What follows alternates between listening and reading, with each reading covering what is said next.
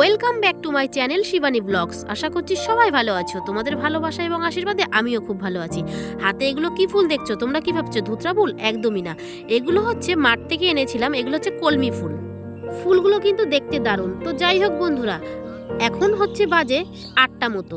তো এখন থেকে ভিডিওটা স্টার্ট করলাম। পুরো ভিডিওটা দেখার অনুরোধ রইল। তো সকাল 8টার মধ্যেই কিন্তু আমাদের রান্নাবান্না কমপ্লিট হয়ে যায় প্রতিদিন, কিন্তু আজকে হয়নি, কারণ আজকে হচ্ছে সানডে। আজকে তো আর কেউ ট্রেন ধরবে না, কারণ আমার ভাই ট্রেনে করে যায় আর কি কলকাতাতে। তো আজকে কোনো ট্রেন ধরার কোনো ব্যাপার নেই, তার জন্য সকাল সকাল রান্নার কোনো ব্যাপার নেই। তো সকালবেলায় কিন্তু আলু দিয়ে ফুলকপি দিয়ে ভাজা করেছিলাম আর একটু চা বানিয়ে নিয়েছিলাম। আর সকাল সকাল মা কিন্তু চলে গেছিলো বাজারে, আর আমি গেছিলাম আর একটা জায়গায় চিকেন আনতে। একা হাতে বাজার করতে গেলে কিন্তু খুবই কষ্ট হয়, তার জন্য মাকে বললাম তুমি বাজারটা করে আসো আর আমি চিকেনটা নিয়ে আসি। তো মা সেই মতো বাজার করে এনেছে আর আমি চিকেনটা আনতে গেলাম। তো ব্যাগ থেকে দিদা সব কিছু নামাচ্ছে। আর বাজারের কথা কি বলবো, যখন যার যেটা মন হয় তখন সে সেটা কিনে নিয়ে আসে। ওরকম রবিবার বলে কোনো ব্যাপার নয়। তো এরকম প্রায় দিনই আমাদের বাজার হয়ে থাকে। তো আজকে বাজারের মধ্যে কিন্তু সব রকম সবজি, পালং শাক, এদিকে কাঁচা টমেটো সব কিছুই নিয়ে এসেছিল। আর এই ব্যাগে তো হচ্ছে মুদিখানা বাজার ছিল, আর শীতের মধ্যে এনেছে লাউ। তো আমি মাকে বললাম, তা লাউ কি করতে এনেছো শীতের মধ্যে? আমার তো একদমই ভালো লাগে না। তো মা বললো ঠিক আছে, তোর খেতে হবে না, আমরা খাবো। তো তার মধ্যে দেখো কি নিয়ে এসছে, এটা হচ্ছে বক ফুল। দুদিন আগে আমি কিন্তু কুমড়ো ফুলের বড়া বানিয়েছিলাম। কুমড়ো ফুলের বড়াগুলো খেয়ে বলছিল খুব ভালো হয়েছে রে। তো এইভাবে একদিন বক ফুলের বড়া বানাস তো। তো আমি বললাম ঠিক আছে, এবার দিন যেদিন বাজার থেকে পাবো সেদিন নিয়ে আসবো। তো মা মনে হয় বাজারে দেখেছিল, মা সেইভাবে নিয়ে আসলো। আর এদিকে বাজারের ব্যাগে আছে মাছগুলো ঢালতে হবে এখন। আর আমি এই যে চিকেনটা এনেছিলাম, তো এখানে প্রায় 1.5 কেজি মতো চিকেন আছে। আর আমি ঠ্যাংটা পছন্দ করি বলে 4টে ঠ্যাং আলাদাভাবে কিনে নিয়ে এসেছিলাম। আছে চিংড়ি মাছ, তেলাপিয়া মাছ আর রুই মাছ।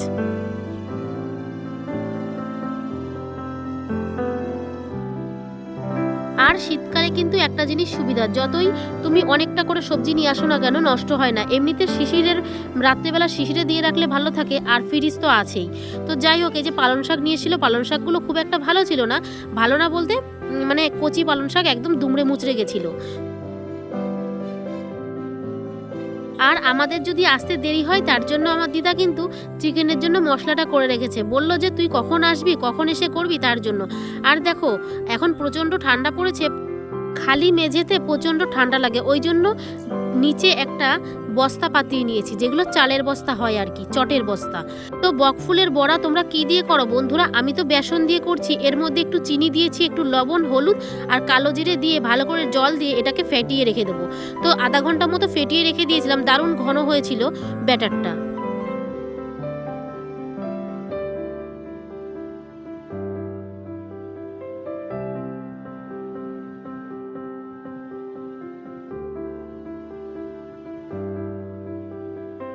বাজার করে আস্তে আস্তে প্রায় 12টা মতো বেজে গেছিলো। তার জন্য মাকে বললাম তুমি এদিকে গুছিয়ে দাও আর আমি রান্নাটা বসিয়ে দিই। ভাত বসিয়ে দিয়েছিলাম, আর এদিকে এক এক করে বকফুলের বড়াগুলো ভেজে নিলাম। তো এই বড়ার মধ্যে কিন্তু আলাদা রকমই টেস্ট, গরম ভাতে খেতে কিন্তু দারুণ লাগে। তো যাই হোক বন্ধুরা, এরপরে কিন্তু কিছুটা ব্যাটার বেঁচে গেছিলো।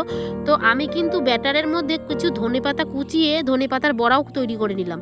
তো 4 পিস মতো বড়া হয়েছিল।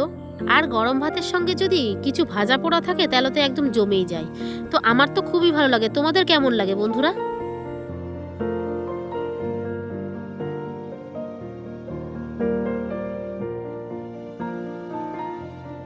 আর বড়াগুলো ভাজা হয়ে গেলে ওই তেলেই কিছুটা আলু ভেজে নিলাম মাংসের জন্য। এগুলো হচ্ছে নতুন আলু।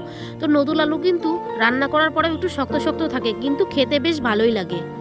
আর ওই গরম তেলের মধ্যেই জিরে, শুকনো লঙ্কা আর তেজপাতা দিয়ে ফোড়ন দিয়ে পেঁয়াজ, টমেটো সব কিছু ভাজা ভাজা করে নিলাম।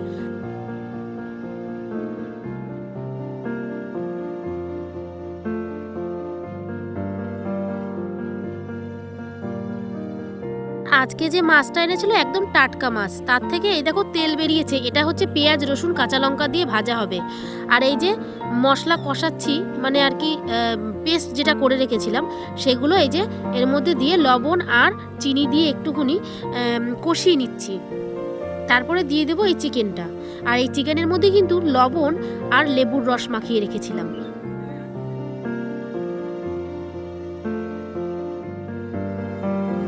আর যে কোনো মাংসে যদি লবণ কিংবা লেবুর রস মাখানো হয় তাহলে কিন্তু মাংসটা সফট হয় ভালো। আর এই দেখো কষাতে কষাতে অনেকটা পরিমাণ তেল বেরিয়েছিল। আর আজকে এনেছিলাম কিন্তু ছাল আলা, মানে স্কিন সমেত চিকেন এনেছিলাম। তো তারপরে এই যে জল দিয়ে দিয়েছি, মাংসের কালারটা কিন্তু একটু মানে সাদাটে সাদাটে হয়েছে, কারণ এর মধ্যে কাঁচা লঙ্কা দিয়েছিলাম। আজকে কিন্তু খুব একটা শুকনো লঙ্কা দেইনি, মানে 4-5টা মতো দিয়েছিলাম আর কি।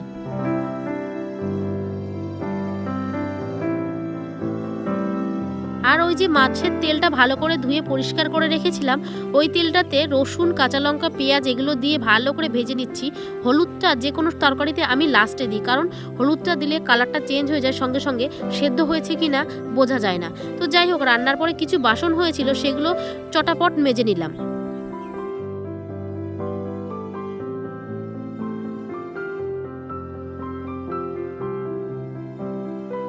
বাসনগুলো মেজে ধুয়ে চান করে নিয়েছিলাম। আর আমার মা কিন্তু চান করেই পুজোটা দিয়ে নিয়েছিল। আর আমি এদিকে তো রান্না করছিলাম, ওই জন্য মাকে বললাম তুমি পুজোটা দিয়ে নাও। আর এদিকে আমার দিদা পালং শাকটা বেছে রাখছে। আর বাড়িতে যদি এরকম বয়স্ক কোনো মানুষ থাকে তাহলে কিন্তু তারা হাতের কাজ অনেকটা এগিয়ে রাখে।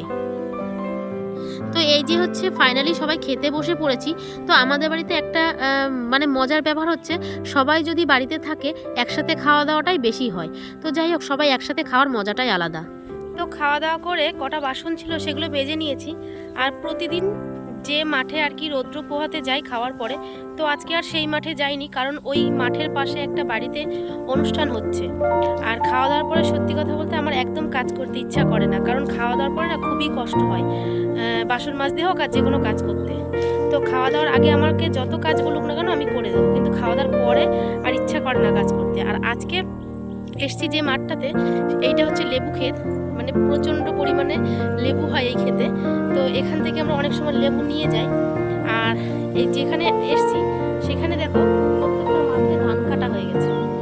হ্যাঁ, একদম ধানগুলো কেটে রেখেছে। এসছি তো দেখো সারা মাঠে নারকেল গাছ বসানো, চারিদিকে মানে পুরো ক্ষেতটা জুড়েই নারকেল গাছ। এই দেখো,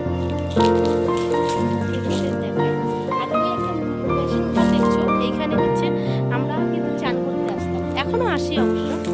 তো যাই হোক বন্ধুরা, খুব একটা বড় করলাম না ভিডিওটা। তো ভিডিওটা তোমাদের কেমন লাগলো, যদি ভালো লেগে থাকে লাইক কমেন্ট শেয়ার করে দিও। আর আমার চ্যানেলে যারা নতুন আছো তারা চ্যানেলটিকে সাবস্ক্রাইব করে দিয়ে পাশে থেকো। তো আজকের মতো ভিডিওটা এই পর্যন্তই, দেখা হচ্ছে নেক্সট ভিডিওতে। সবাই ভালো থেকো, সুস্থ থেকো, টাটা।